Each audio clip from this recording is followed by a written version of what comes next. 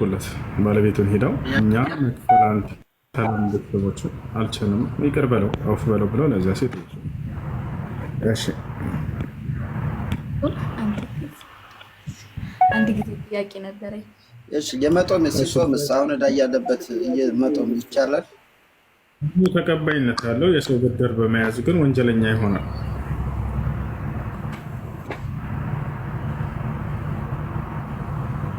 እሺ ጥያቄሽ ምንድነው? ስለ እስልምና ረመዳን ላይ ሙሉ ሰምቼ ነበረና ስለ እስልምና አጠር አድርገህ ብታስረዳኝና ከክርስትና ጋር ምንድነው የሚለው ለመጠየቅ ነው የገባሁት። እሺ ባጭሩ የሰራሁት ቪዲዮ አለ፣ መጀመሪያ ላይ ፒን ያደረኩት ቪዲዮ አለ፣ እሱን ብታዩ ትወዳለህ። እስልምናና ክርስትናን ባጭሩ አነጻጽሬ የሰራሁት 5 ደቂቃ የሚሆን ቪዲዮ ነው። ክርስቲያን ልጅ ጠይቃ ነው። እንግዲህ ባጭሩ እስኪ እናነጻጽራቸው። እስልምና ሃይማኖትና ክርስትና ሃይማኖት ፍትሃዊ ሆኗል ከሁለቱም መጽሐፍቶች ያለውን በመናገር ማለት ነው። ከእስልምና ስንጀምር ጊዜ እስልምናን ሃይማኖት አምላክ ራሱ ነው የደነገገው። ሰው ምድር ላይ የመሰረተው ሃይማኖት አይደለም። አንደኛ። ሁለተኛ ለነብያቶች ተደንግጎ የተሰጠ ሃይማኖት ነው። አምላክ በቀጥታ ነብያትን እዚህ መንገድ ላይ ሆኑ ብሎ ያዘዘበት እና አማኞችን ያዘዘበት ነው። ሌላው ነብያቶች ያዘዙበት ነው ትውልዶቻቸው። ሌላው ነብያቶች የኖሩበት ነው። ለዚህ ማስረጃ በሱረት ሹራ ላይ አምላክ አላህ ራሱ ሲናገር ምን ይላል? ሸረዐ ለኩም ሚነ ዲን ማ ወሳ ቢሂ ኑሐን ወለዚ አውሐይና ኢለይከ ወማ ወሰይና ቢሂ ኢብራሂመ ወሙሳ ወዒሳ ይላል። እነሆ ይህን እስልምናን ሃይማኖት እኔ ደነገግኩላችሁ ይላል። እራሱ አምላክ ነው የደነገገው። ሰው ሰራሽ ምድር ላይ ሃይማኖት አልከተለም። ሰው ሰርቶ ምድር ላይ ነብይም ቢሆን ቢሰጠኝ አልሰማም፣ አልከተለውም።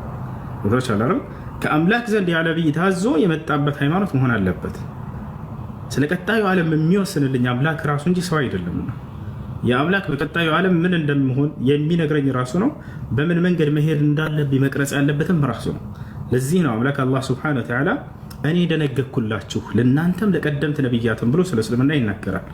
እነሆ ይህን እስልምና እኔ ደነገግኩላችሁ ካለ በኋላ ኖህን፣ አብርሃምን፣ ሙሴን፣ መሲሁን አዝዤበት የነበረውን ሃይማኖት እያለ ይናገራል። ሌላ ነገር እነዚህ ነብያቶች እነ ያዕቆብ እነ ኖህ ሁላቸው ሙስሊሞች እንደሆኑና ትውልዶቻቸውንም አደራ ሙስሊሞች ነው ብለው እንዳዘዙ እናገኛለን። ኖህ ምን ይላል? ወኡሚርቱ አን አኩነ ሚነል ሙስሊሚን አለ ኖህ፣ እኔ ከሙስሊሞች እንደሆን ታዘዝኩኝ አለ።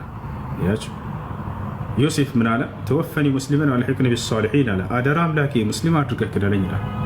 ያዕቆብ ምን አለ?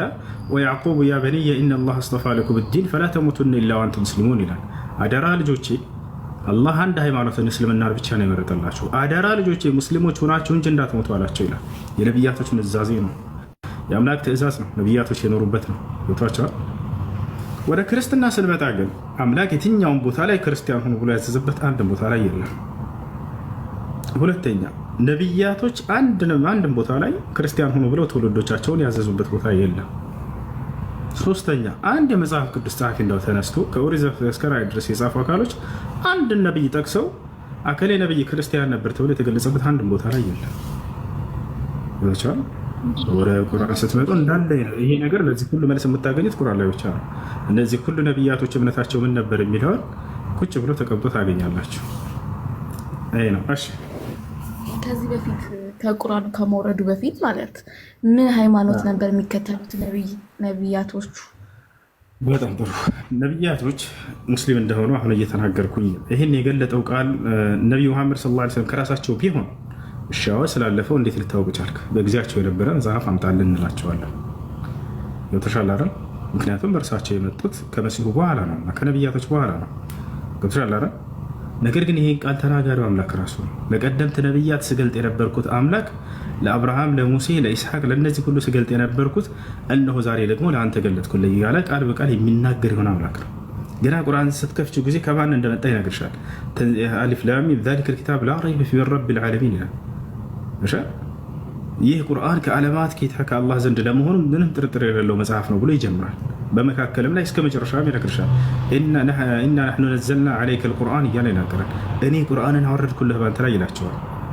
እርሳቸው ቢሆኑ ስላለፉት የነገሩን እሺ አንመናቸው፣ ከሁሉም ነቢይ በኋላ ስለሆነ የመጡት።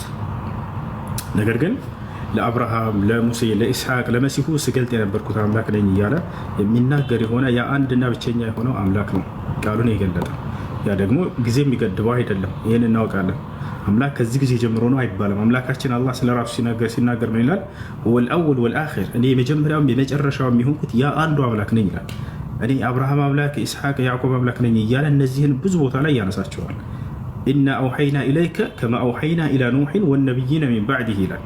ሙሐመድ ሆይ እነሆ ዛሬ ወደ አንተ ራእይ አወረድኩልህ ከዚህ በፊት ለኖህ፣ ለአብርሃም፣ ለኢስሐቅ፣ ለያዕቆብ፣ ለሙሴ፣ ለመሲሁ ለእነዚህ ሁሉ ሳወርድላቸው እንደነበር እያለ ይናገራል።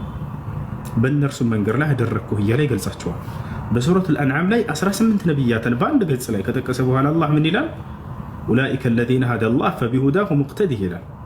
እነዚህን ነው ወደ ቅኑ መንገድ የመራኋቸው ከአንተ በፊት ሙሐመድ፣ እነዚህ ነቢያቶች በእነዚህ መንገድ ላይ ሂድ እያለ ያዛቸዋል። የእነዚያም መንገድ ኢስላም እንደነበር ይገልጽላቸዋል። ነቢያቶቹም ራሳቸው የተናገሩትን ቃል ባስተምሮታቸው ጊዜ አብርሃም ምን እንዳለ ይናገራል። አብርሃም ህዝቦቹን ተከታዮችን ሙስሊሞች እያለ ይሰይማቸው ነበር። ቃል በቃ ሱረቱል ሐጅ የመጨረሻው አንቀጽ ላይ ወጃሂዱ ፊላሂ ሐቀ ጂሃዲህ ወጅተባኩም ወማ ጀዐለ ዐለይኩም ፊዲን ሚን ሐረጅ ሚለተ አቢኩም ኢብራሂም ይላል። ይህ እስልምና የአባታችሁ የአብርሃም መንገድ ነው እያለ ይገልጻል። ሁወ ሰማኩሙል ሙስሊሚነ ሚን ቀብል፣ እርሱ ከዚህ በፊት ሙስሊሞች እያለ ይጠራቸው ነበር እያለ ይናገራል። አብርሃም ሙስሊም ነበር የሚል ቃል ማ ካነ ኢብራሂሙ የሁድየን ወላ ነስራንየን ወላኪን ካነ ሐኒፈን ሙስሊመን ይላል። አብርሃም አይሁድ አልነበረም፣ ክርስቲያንም አልነበረም፣ አጋሪም አልነበረም በአንዱ አምላክ ላይ ካለ በኋላ ነገር ግን በአንዱ አምላክ ትእዛዝ ላይ ቀጥ ያለ ሙስሊም ነበር እያለ ይናገራል። ይህ ነው። እሺ ሌላ ጥያቄ ደግሞ ስለ ትንሣኤ ምን ይላል? በጣም ጥሩ። ስለ ትንሣኤ እስልምና በጣም በርካታ ቦታ ላይ ተናግረዋል። ሰዎች ዳግም ትንሣኤ ያደርጋሉ። ሚወት አድርጌው ከይቅርታ ጋር መቅዲ ስለ ትንሣኤ የትንሣኤዋ ምዕራፍ የሚል ሁሉ አለ በቁርአን ላይ። የሚገርማቸው የትንሣኤዋ ምዕራፍ ይላል ሱረቱል ቂያማ። ሰዎች ዳግም እንደገና ከቀብራቸው እንደሚነሱና ከአምላካቸው ፊት ይቆማሉ። ምድር ላይ በቆየት ቆይታ ይጠየቃሉ። አምላክ በእናንተ ላይ ነቢያትን ልኬ ነበር፣ መጽሐፍትን አውርጄ ነበር፣ እኔም በብቸኝነት እንድታመልኩ ልኬላችሁ ነበር፣ ያን ተግብራችኋል ብሎ የሚጠይቅባቸው ቀን አለ። ዘዐመ ለዚነ ከፈሩ አን ለን ዩብዐሱ ይላል። የመካ ከሃዲያኖች ከሞት በኋላ አንቀሰቀስም የሚል እምነት ነበራቸው። ገብቷቸዋል። አላህ ምን አለ? እነዚያ የካዱትም ሰዎች ትንሣኤ እንደማይደረግላቸው እንደማይቀሰቀሱ ዳግም ሞገቱ አለ። ቁል ሙሐመድ እንዲህ ብለህ ንገራቸው፣ ተናጋሪው አምላክ ነው። በል እያለ እየሰጣቸው ነው ቃልን። ቁል በላ ወረቢ በጌታዬ በአላህ ስም እምላለሁ በላቸው፣ ለቱብዐሱነ ትቀሰቀሳላችሁ፣ ትንሣኤ ይደረግላቸዋል። ثم ለቱነበኡነ ቢማ ዐሚልቱም ከዚያም ምድር ላይ ስትሰሩ የነበራችሁን ስራ ትነገራላችሁ፣ ትመነዳላችሁ። ወዛሊከ ዐለላህ የሲር ይህን ማድረግ ደግሞ እናንተን ከሙታን አስነስቶ መመንዳት ለአላህ በጣም ቀላሉ ነው በላቸው። ከዚያ በኋላ እንደየስራቸው ወደ ገነት ወይ ወደ ገሃነም ይሄዳሉ። ይህን አምላክ አላህ ሱብሓነሁ ወተዓላ በጣም በርካታ ቦታ ላይ ተናግሯል። ዳግም ሰዎች ይቀሰቀሳሉ፣ ከእርሱ ፊት ይቆማሉ። ይህን ሲናገር አላህ ምን ይላል? ወኩሉን አቲህ የውመል ቂያመቲ ፈርዳ ይላል። እያንዳንዱ ሰው የትንሣኤ ቀን በተናጠል ከኔ ከጌታው ከአላህ ፊት ይመጣል ብሏል። ትቆማላችሁ ከአላህ ፊት፣ እንዳትረሱት ይህን ቃል። አላህ ሱብሓነሁ ወተዓላ ወለቀድ ጅእቱሙና ፉራዳ ይላል። ከማ ኸለቅናኩም አወለ መራ፣ ልክ መጀመሪያ ብቻችሁን እንደፈጠርኳችሁ ነጠላ ሁናችሁ ብቻችሁን